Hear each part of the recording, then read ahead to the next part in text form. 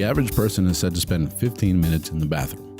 Why not take advantage of that time and learn something new? Presenting the 15-minute podcast on weird facts, crazy details, and funny particulars that you'll be able to enjoy while you're taking a on your free time. Welcome to The Shit with Sam Butler.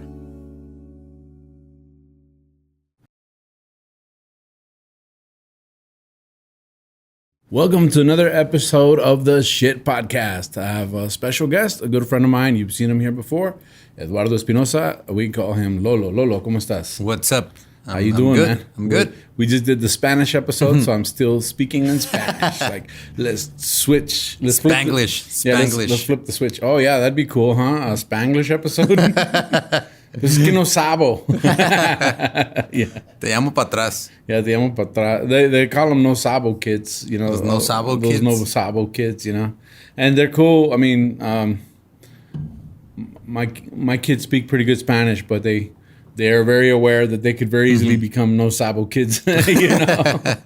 But we are going to do an episode. This is a special episode. This is one of the reasons that I invited you back to the podcast, is because this is going to be a reboot of one of the episodes that we already did in Spanish. So the goal is to take some of the old episodes in Spanish and now do them in English. And we're not going to do it every single time. It's not like I'm going to milk it for another year. But some of the episodes that we already did in Spanish, I would love to do them in English for our English-speaking audience. And this is one of the ones that I really enjoyed. It was one of the first ones. And it was before I did... I think this is episode like 59. It was before I did 108 episodes, so there was a lot cooler stuff to find to talk about. Right now, it's getting a little hard to find cool facts, you know. But it's not. There's still a lot of stuff out there, and I appreciate everyone that's uploading facts onto the page. Los Cagadienses, they share cool facts. Like this week, there was a bunch of different ones that talked about bees, and it's cool because eventually those could become episodes. So if you have a cool fact, share it on the page, and we'll look at it and see if we can turn it into an episode. But this particular week, we're going to talk about Lunar Concrete. Yes, I remember that. Yeah, you did that episode with me a year ago. Yeah, and I listened to those episodes today, just to kind of refresh my memory on what we talked about, because it's amazing how much you forget. I don't remember what I said. I just remember there was piss involved in it. That's it. Pretty much. Yeah. That's it for this episode of the shit. No. Like that fact left a stain on my brain. Yeah. It just lingered. Lingered. The odor, it was just pungent, you know? It was a pungent episode. But this episode on Lunar Concrete was amazing to me. It was one of the first episodes, one of the first ones that I found on the weird facts that I was the type of facts I was looking for. Yeah, it has some of your favorite things: construction and the moon. Construction and the moon, yeah. More construction, no, but like I mentioned in the last episode, in the Spanish episode, I grew up in construction. I started working in construction when I was 12 years old. My dad was a contractor. My grandfather was a contractor. I mean, it was tangentially child exploitation, but I didn't really work.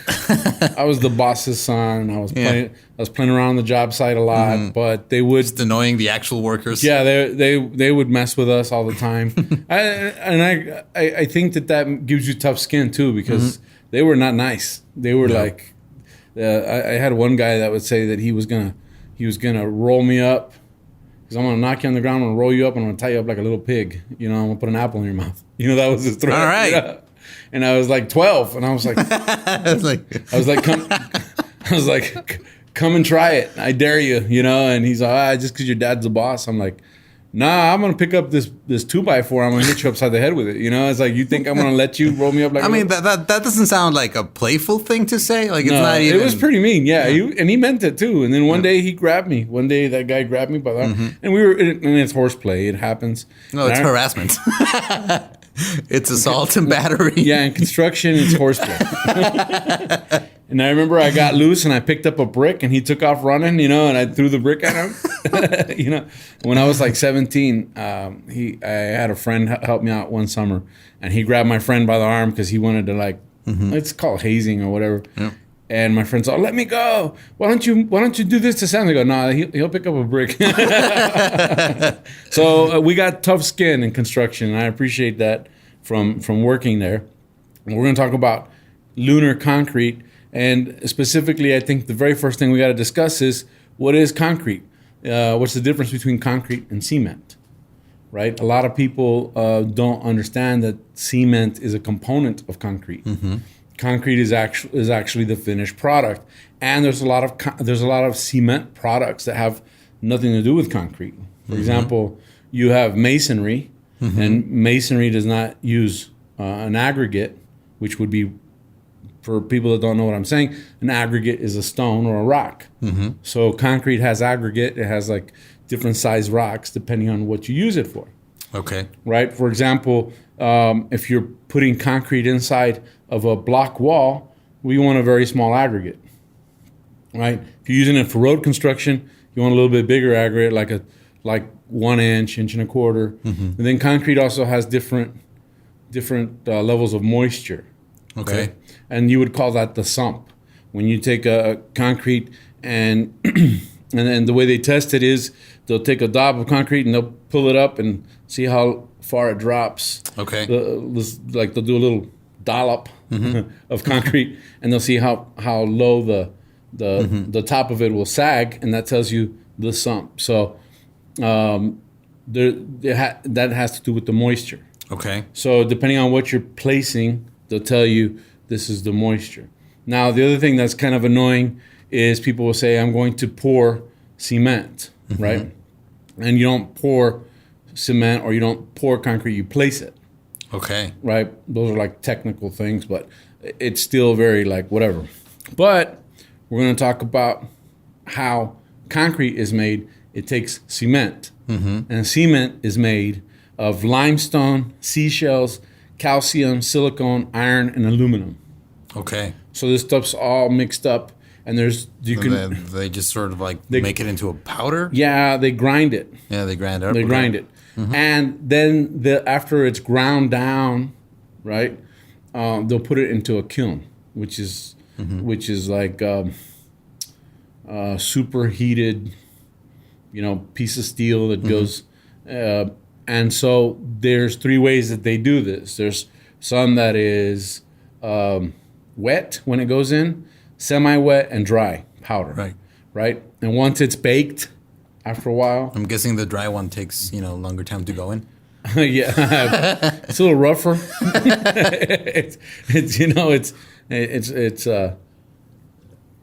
But they'll make cement and then they'll turn that into concrete.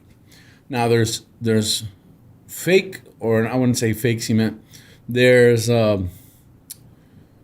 epoxies, okay, which are a form of cement that have like A part and B part, and they mix. They create a chemical reaction, and that creates cement that's harder once it's dry, and so you can epoxy into concrete. For example, typical concrete's like 3,000 psi, pounds per square inch, where an epoxy is like 6,500 psi. Oh, okay, right. More than double. So, right. so when you, but does that make it more brittle, or is it? Yeah, but it's the reason it's not brittle is because it has plasticizers. Okay. And that's where the silicone and all of the different mixes come in. It's a very high tech thing. Concrete is like super high tech, depending on the application. But you could go and drill a hole into concrete and set an anchor with an epoxy, and that anchor is stronger than if you had drilled it into the concrete. Yeah, it's kind of like, I've never worked with that. I've worked a little bit with wood, just when I fix up some of my guitars and stuff. Like a putty and then the glue is actually stronger than the wood the wood and all that stuff. Yeah, so it's amazing what they do with concrete. And so based on this, and you're going like, man, this is a lot of information. Well, based on this information, they were able to figure out that you could make concrete out of lunar dust. Okay. Right?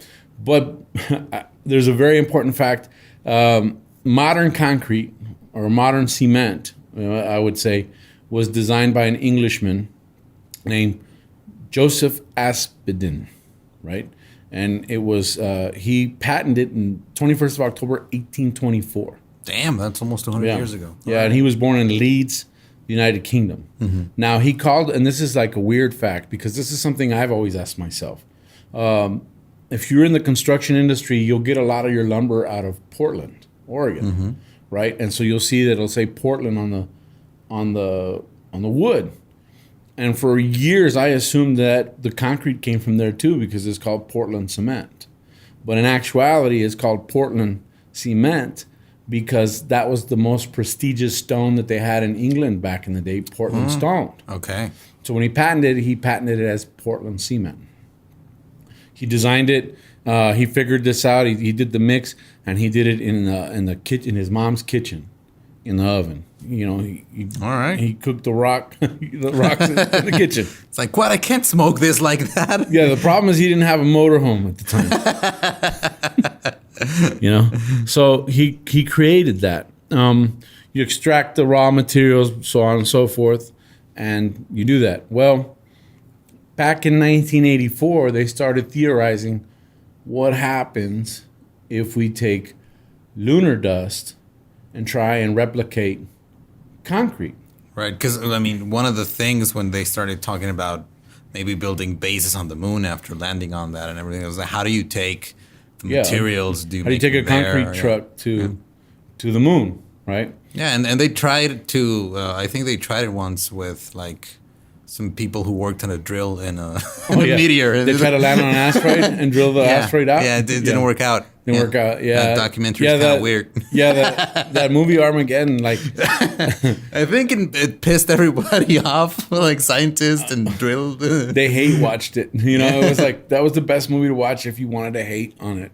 I know... It's Michael Bay, I mean, come on. But didn't they say... I think we talked about this in the last episode where they said that NASA... It was one of the other episodes where NASA will actually watch that movie to see if their new recruits can pick out like all the mistakes. Yeah. It's like 200 mistakes in the movie. Is crazy. I mean, the biggest one was making it. Making the movie.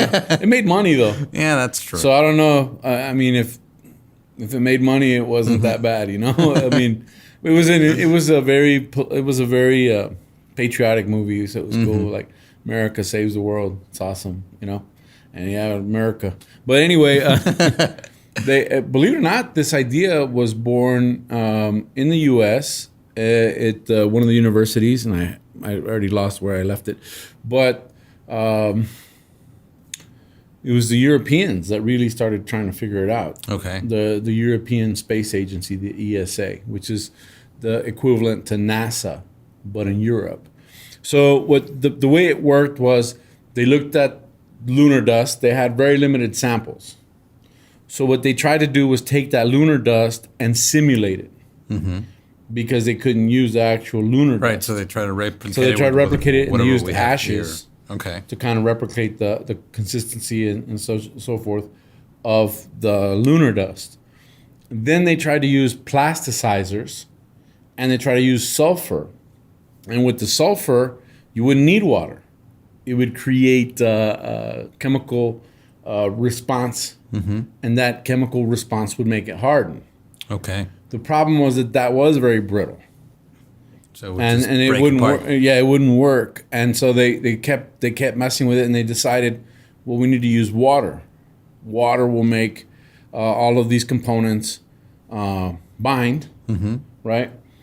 And then it was the ESA that said, what if, because they have a whole division of the ESA that tries to put the human element into space travel and say, what do we already have that's already going up there, right? Like, do we package meals in this and then use a wrapper for something else? You know, so they're constantly trying to optimize resources. Value engineering. It's not like there's you can't go to a gas station to get something at the moon. You know, and they were saying that to transport like a liter of anything was $10,000 in cost. Oh, damn. Right? So they're going, what do we do? And they figured that one of the main components on the plasticizers is a chemical called urea. Right. Well, now that I think about it, maybe the reason why Jeff Bezos went to space to take a leak on his giant rocket. No, why his rocket was shaped like a dildo was so he could. No, I mean maybe he's trying to set up like Amazon Prime up there. It would be a good idea, right? Yeah, I mean, if he goes, hey, I can get my my distribution network up there, and I'll be the guy sending concrete to the moon. You know? Maybe. I mean, it could be a very sinister plan. Yeah, because that's what they've been doing. Like I know SpaceX has been doing contracting for NASA and the space station and everything. The ISS. And they take stuff up to the space station. I mean, that would be a great show for Discovery Channel. Space truckers. And